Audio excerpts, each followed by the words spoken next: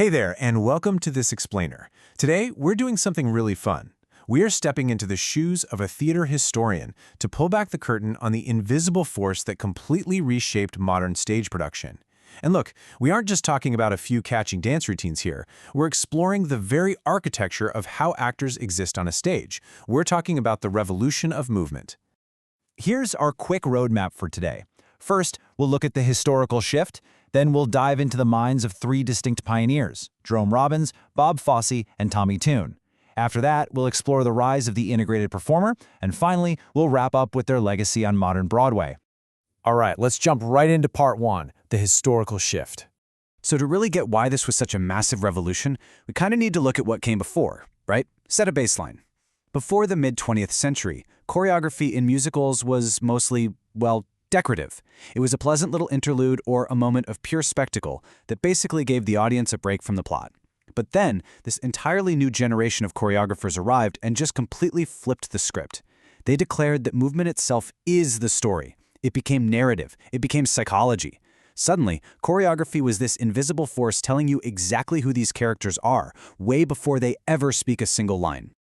Which brings us to our first visionary in part two, Jerome Robbins and emotional truth. Jerome Robbins basically made dance completely inseparable from what a character is feeling inside. You see, he didn't just choreograph for highly trained dancers, he choreographed for real people with real human stakes. Robbins truly believed that movement absolutely had to emerge directly from the world of the play. So he built this incredible physical vocabulary for actors, where they moved from the inside out. If a character was deeply in love, you'd see their steps physically soften. If they were angry, that kinetic tension lived right there in their muscles. Think about the opening of West Side Story for a second. Those iconic finger snaps. They aren't just some cool dance move, right? They're incredibly territorial. They're a warning.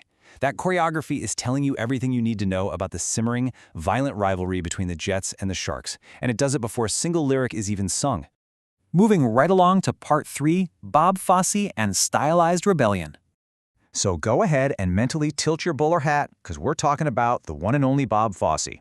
If Robbins was all about emotional truth, Fosse was, well, he was a total rebel against the upright prettiness and rigid rules of classical ballet. It's fascinating because he actually embraced the slouch, the curve, and the physical isolation of the body. He's the guy who gave us those turned-in knees and rolled shoulders. And what's really wild is how he made these tiny micro-movements feel absolutely enormous. A simple, isolated finger snap, or his super bold, tightly controlled use of a hat and white gloves, it became an entire visual language. Fosse taught performers in the legendary shows like Chicago and Cabaret to use stillness and tension, not just for show, but as really sharp psychological commentary. Next up, part four, Tommy Tune and visual architecture. Now, Tommy Tune, he was literally and artistically the skyscraper of Broadway. He brought this incredible sense of pure geometry to the stage. He treated choreography almost like visual engineering, using these massive sweeping patterns and long, elegant lines. He just had this masterful grasp of height and spatial levels, basically arranging human bodies on stage as if they were living sculptures. In a show like Grand Hotel, for instance, Tune used the chorus like a moving art installation.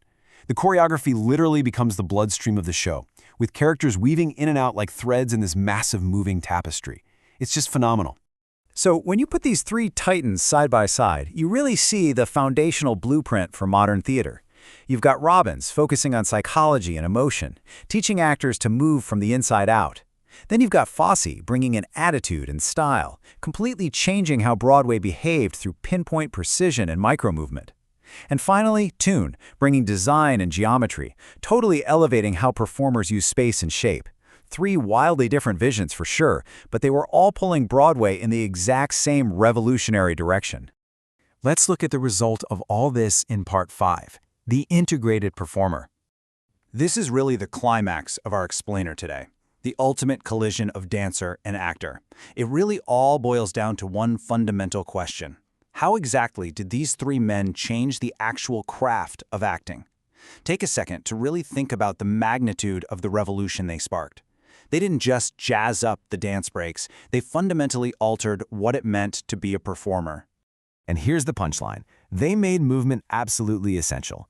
Before these pioneers, actors acted and dancers danced. There was a pretty hard line between the two.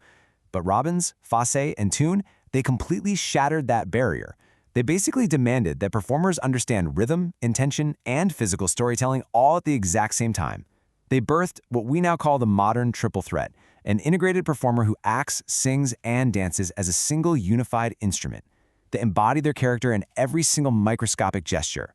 And finally, Part 6, Modern Broadway Legacy. It's amazing because we can trace a direct, unbroken line from those mid-century classics straight to today's mega hits. You start with West Side Story in the 1950s, laying down that emotional groundwork. Then the 70s gives us the stylized, sharp tension of Chicago and a chorus line. Jump to the 90s, and you get the breathtaking visual architecture of The Lion King. And that brings us right up to the 2010s and beyond, with shows like Hamilton, Hadestown, or even Moulin Rouge. Every single one of these contemporary masterpieces owes a profound debt to Robbins, Fosse, or Tune. Because of this incredible legacy, directors and choreographers today, they no longer ask, hey, where should we stick the dance break? No way. Instead, they ask, how does movement reveal the world of the show? And that proves that movement is meaning, movement as identity, and movement as story is incredibly alive and well on the modern stage. Which leaves me with one final provocative thought for you. The next time you're at a show and a character takes a step or does a spin, or honestly even just takes a breath on stage, ask yourself, what story is their body telling? Keep your mind curious and keep an eye out for that invisible force of storytelling next time you experience a musical. Just remember that someone, somewhere, meticulously shaped that moment and taught Broadway how to move. Thank you so much for joining me for this explainer. I really hope it's given you a completely new lens to view the theater through.